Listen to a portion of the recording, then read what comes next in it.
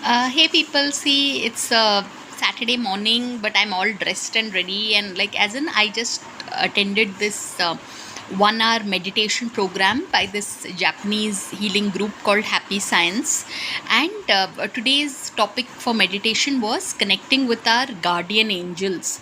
So I can't tell you, yeah, as of today, like I don't know, I just got up feeling low itself, like in terms of it's been 6 years since I've been on YouTube, having my channel, and it's been more than 3 years since being on Instagram, and then I have like these 100 ebooks on Amazon, and despite all of this, now on a Sunday, my child goes back to be uh, with with his paternal grandmother and all, and I'll only see my kid on a Friday again. So it's as if no matter how hard I work, whatever I do, it's of I don't know. So like it.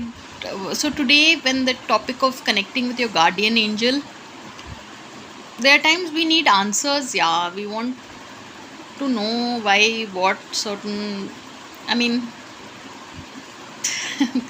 I've made videos before where I've been crying on camera and all. I don't want to do any of that, but sometimes we kind of question, right? Where is life headed? What are we doing?